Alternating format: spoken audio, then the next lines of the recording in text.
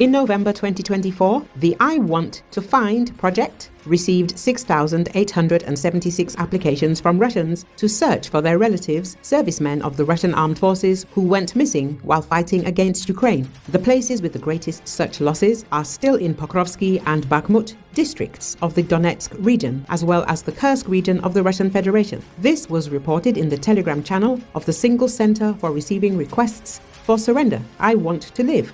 It is noted that the information was collected only on the basis of the data on the occupiers that their relatives transferred to the Ukrainian state project of the coordination headquarters for the treatment of prisoners of war. This is almost 8% more than last month, and the largest number in a month since the launch of the I Want to Find project in January 2024. A total of 45,404 applications were received during this time, the statement said.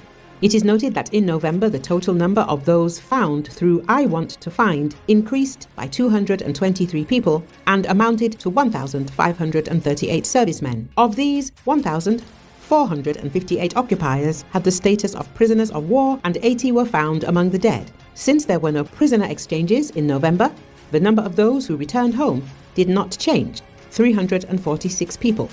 1,112 prisoners of war were found with the help of the I Want to Find project are awaiting exchange in places of detention, the authors say. It was established that in November, the largest number of requests for searches were received in relation to servicemen of the 252nd Motorized Rifle Regiment, 15th, 25th, 123rd Motorized Rifle Brigades, as well as the 810th Marine Brigade of the Russian Armed Forces. 9 of the 20 anti-leader units, in terms of the number of missing persons, are made up of men drafted into the ranks of Putin's army in the temporarily occupied Donetsk, Lugansk and Crimea.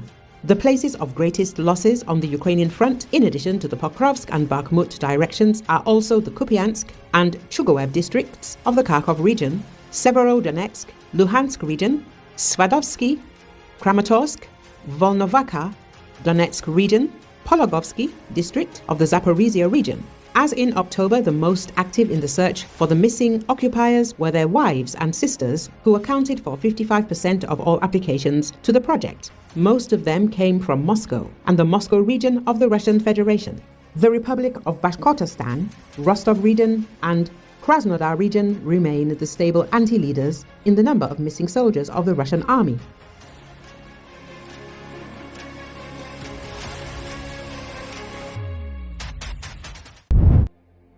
Hungarian Prime Minister Viktor Orbán said Friday that Europe is extremely weak militarily, while Russia has become stronger during its war with Ukraine. Speaking to Hungary's state broadcaster, Orbán said, "We do not even have the equipment and ammunition that would otherwise be necessary in a conflict with the Russians. But after the war in Ukraine, European security should be reorganized, and it will also determine America's place in this European security system," he added.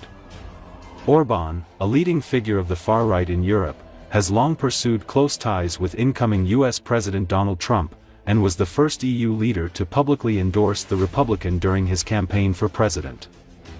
Orbán is also widely considered to be Russian President Vladimir Putin's closest partner in the EU, and has maintained friendly relations with the Kremlin even after Russia's full-scale invasion of Ukraine in 2022.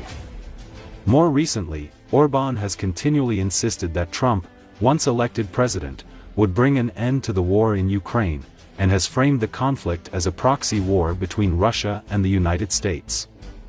Orbán argued that the situation was being complicated by the fact that the US was between administrations with opposed views about the conflict in Ukraine. The root of it all is that there are 2 American presidents, and this period will be until January 20th. When one leaves, the other officially enters, and then I think things will be smoothed out, simplified, and manageable. Firefighters battled a brush fire in Baltimore, Maryland on Thursday night. Baltimore City Fire Chief James Wallace said crews were first dispatched to the fire shortly after 5 p.m. Eastern Standard Time on Thursday night. "Our units were dispatched for a brush fire," Wallace said. "When they got here, they discovered a rapidly evolving fire that was in a large pile of trees and logs in a large area. This stage is just that, lots of trees, logs, stumps and things like that. This has been a challenge because it's been a wind-driven fire. It's been very difficult for us to get out ahead of it. Wallace said that approximately 100 to 125 firefighters were battling the fire on Thursday night. He said the fire was not under control, but that crews have gained an upper hand. Once we gain a little bit more fire control, we're going to begin to move heavy equipment in and we're going to attempt to cut a ring around this fire and contain it within its footprint, he added. Wallace also said that crews are trying to protect the Interstate 83 freeway and the city's light rail system. Mayor Brandon Scott said the interstate has been shut down within the city. 83 is closed in the city. Period. Blank, full stop.